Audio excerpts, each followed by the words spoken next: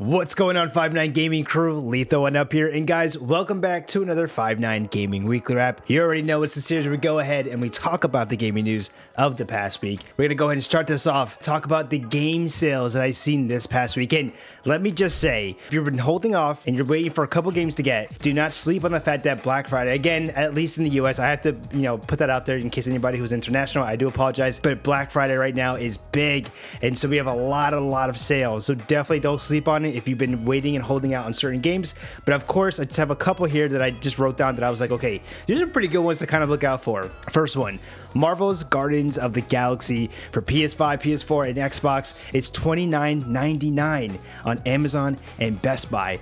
Cop that ASAP, because that is a game that is apparently just getting nominated all over the place. So definitely go check that one out. Also, Deathloop for PS5 is $24.99. That's at GameStop, Best Buy, and Amazon. Then we also have Resident Evil Village, which is another big popular game. PS4, PS5, and Xbox, $19.99 at Best Buy and GameStop. And again, obviously the retailers like Best Buy, right, Amazon, and GameStop and whatnot. But then also check the digital stores, right? The Nintendo eShop has their sale starting this week, coming up I think on the 21st. You have the PlayStation Store just started their sales.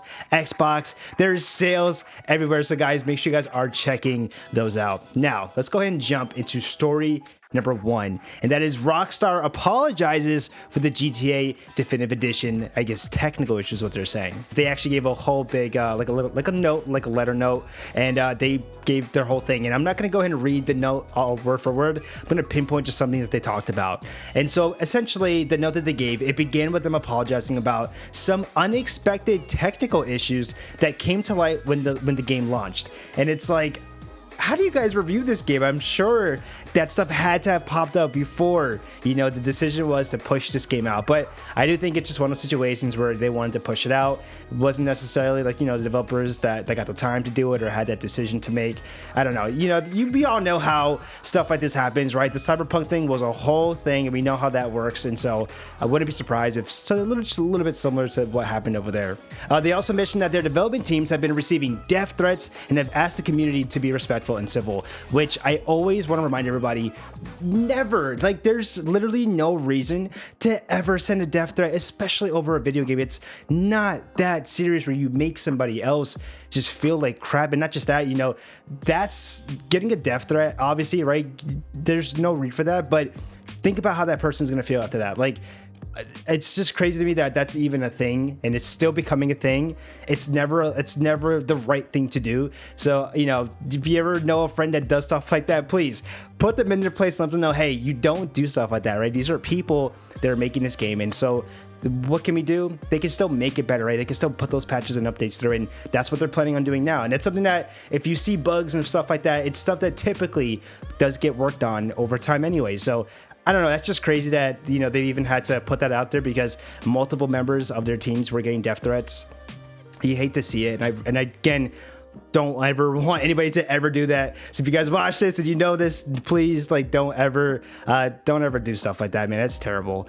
They basically conclude with saying that they will be adding the classic PC versions of Grand Theft Auto 3, Vice City, and San Andreas back to the Rockstar store as a bundle, apparently. And additionally to that, everyone who has purchased the Grand Theft Auto trilogy, and again, this is probably more for the PC side, the definition for PC from the Rockstar store or Rockstar store launcher, through June 30th, 2022, you're going to receive those classic versions as well. Again, until they get the definitive edition back on the PC launcher store.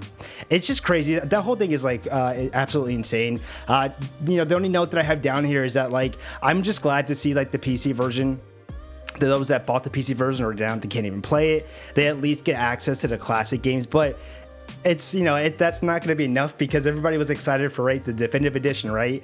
The upscaling of everything, the lighting and everything, right? The better the controls and everything. So it just sucks. It's a terrible thing to see, but it is one of those situations where you look back and you say, dang, this was, I don't know, this, you would say this is like the Cyberpunk 2077 type mess, or is it just right before it? I'm surprised they didn't do any refunds, or maybe they didn't get to that point where they had to issue the refunds, right?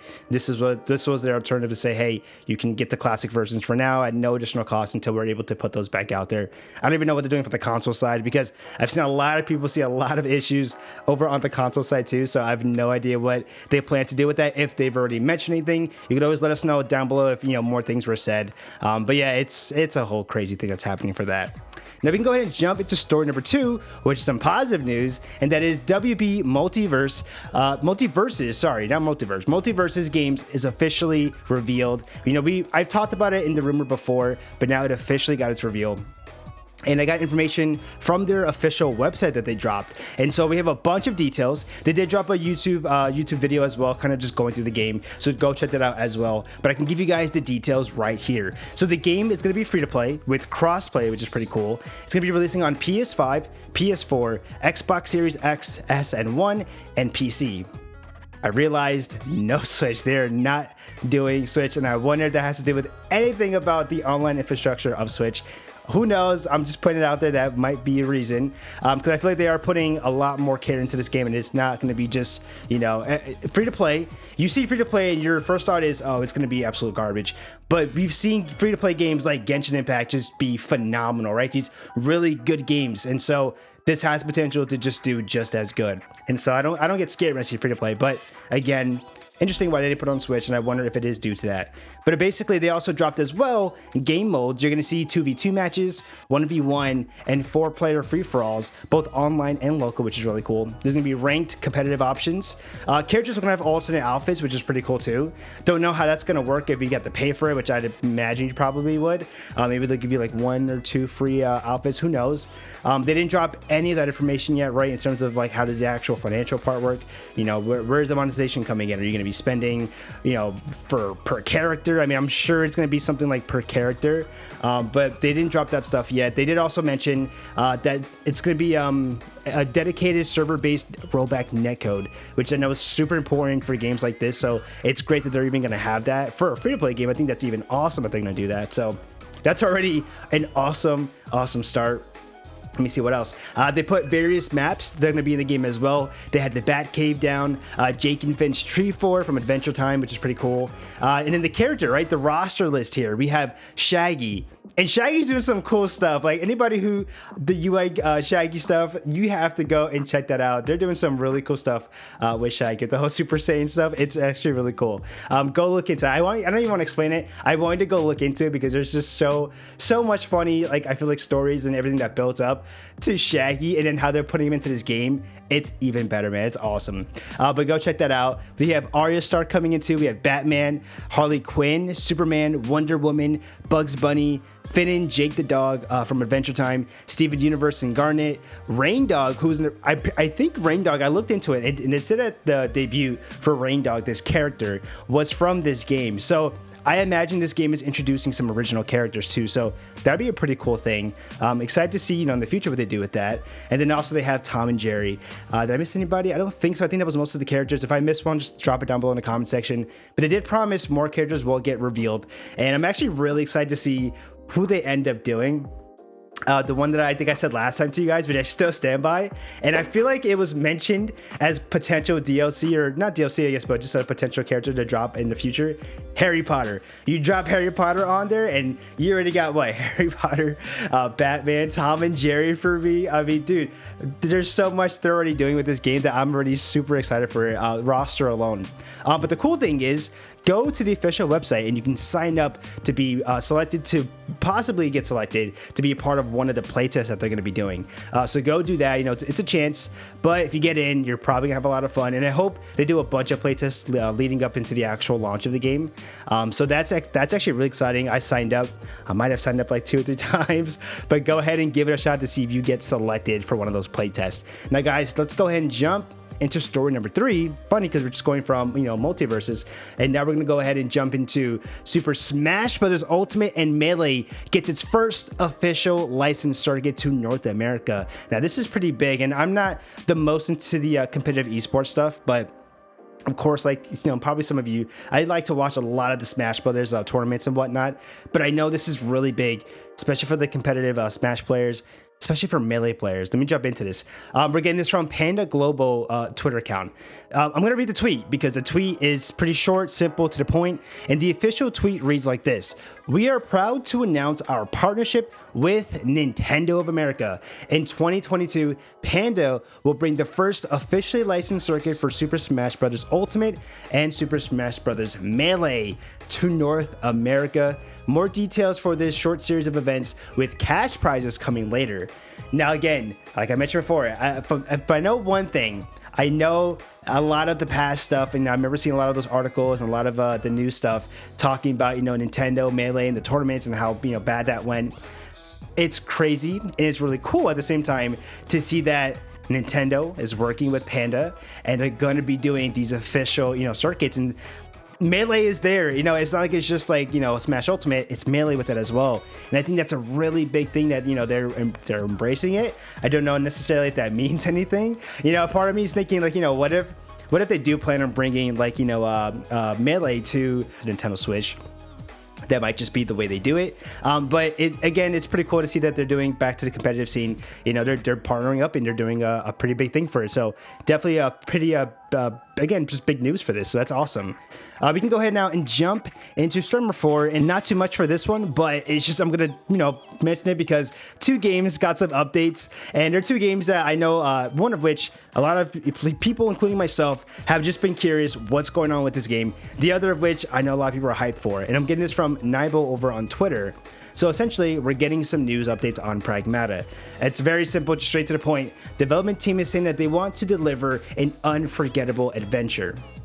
With that being said, the team decided they're going to push the game back from 2022 to 2023, which is a pretty big push. So I'm curious how much of a change that they're making to it.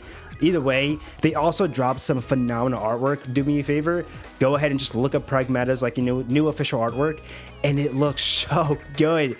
I don't know who the little girl is. I don't know the story of this game, but if you haven't already, go check out the trailer because it's one of those games where I swear Kojima was a part of this. It just screams to me Kojima vibes, and so you have to go check that one out. Again, it just looks really good. Sifu is the other one. On the flip side, right, we got a delay, but Seafood is actually the opposite. Slowclap announced that their upcoming game Sifu is going to be releasing now on February 8th rather than February 23rd, which I kind of like makes a little bit sense with that decision. If you look what's kind of around that ballpark of February 23rd, you also have Elden Ring in that same week. And we all know the internet is breaking down. It's going to be absolutely chaos when Elden Ring drops because everybody's extremely excited. Me, myself, I'm extremely excited for Elden Ring. And not just that, a week before that, you also have Horizon Forbidden West. And so I feel like February, we already know was a crazy month. But now like the end of that month is just absolutely stacked with just a lot going on. And so I feel like the decision to be like, hey, the game is good enough, we're gonna go ahead and drop it, or actually not drop, drop it earlier, and that's gonna be February 8th. Let's say pull in, but no, drop it earlier, that makes sense. February 8th rather than doing the February 23rd date. So good on them. I think that's a great call. That gives you enough time if you want to play Sifu. You have from February 8th into the next week, which is literally like Horizon Forbidden West, which in the following week is Elden Ring, which is just a lot happening and too much happening all at once. Again, February is gonna be an absolute monstrous month. The final story that I have here, guys, is Battlefield 2042. Review scores came in, and it was a bit of a mix. I saw that IGN gave it a 7, Games Radar gave it a 7. Then you have some higher ones where it was Digital Trends gave it a 9, EGM gave it a 10, and again, it goes back to 7s and 10s. The Metacritic score looked like overall from 45 critics was a 73, and it seems like it has a lot of mixed scoring. Like I said before, the user score, I didn't even mention it, but I think it was around like a 2 the last time that I saw it. It was like a 2 out of 10. Really, really low, but sometimes you don't know if that's just review bombing or whatever the case may be. It's hard to go by that too much sometimes. But in this case, it could be that the game's just having a lot of issues. Me personally, I haven't played the game. I haven't been following it too much. But what I have been seeing people talking about was that some complaints about some of the features being stripped, I guess from previous games that this game didn't have. Some people didn't like some of the monetization options that were implemented into this game. I'm sure there's probably other stuff too. So definitely, if you're thinking about getting Battlefield 2042, maybe wait, maybe wait for a little bit to see some updates go through. The big thing is with Battlefield 2042, everybody says you can pretty much expect some updates in the future from them, from the team behind it. So I would say maybe hold off just a little bit if you're thinking about that. But besides that, we can go ahead and conclude now, guys, with the games that released this past week. Again, we just talked about it. Battlefield 2042 dropped. Again, that is PlayStation 5, Series X and S, PlayStation 4, Xbox One, and PC. That was November 19th, along with Pokemon Brilliant Diamond and Pokemon Shining Pearl. That was both, again, on Switch, November 19th as well. I got my Pearl. Haven't had a chance to play it yet because I'm still playing Shin Megami Tensei 5. That game, I would just toss a quick little plug in there. That game is, I'm still playing it. It's just so freaking good. I've never really played I've never actually played a Shin Megami Tensei game before. I played Persona, right? Persona 5 is actually my introduction into, like, I guess you could say, like, the Shin Megami Tensei / Persona thing. And I loved Persona 5. And so I said, I'm going to give Shin Megami Tensei 5 a chance as well because I want to see if I can get into both series. And again, I love Persona. I wasn't sure if I was going to like Shin Megami Tensei. I love Shin Megami Tensei. It is so good, especially with 5. I'm not sure about the past games, but they did such a good job. The game is beautiful looking. The abilities you see in the game, everything is just so. That game for me is more of like it's. To see it on Switch, I'm just like, whoa, this is a beautiful game on Switch, and it's just so much more than that, obviously, right? It has great RPG mechanics. It has a good storyline. I think the storyline is obviously not as strong as Persona, I think, but it's not that bad. And so I just want to say, go give it a shot if you haven't already. Try it out. It's really, really good game. But again, go check out the other games too that we just mentioned, right? Pokemon is really popular. Everybody's playing Pokemon. I think everybody on 5.9 is playing Pokemon. So if you want to go ahead and play with us, you probably want to go ahead and drop and get one of those Pokemon games. But guys, that is it for the weekly wrap. Thank you for watching. Again, if you haven't already, go ahead and subscribe to the channel, and don't forget to like this video if you enjoyed this content. Again, I'm Lethal1Up, and thank you guys for watching. Peace.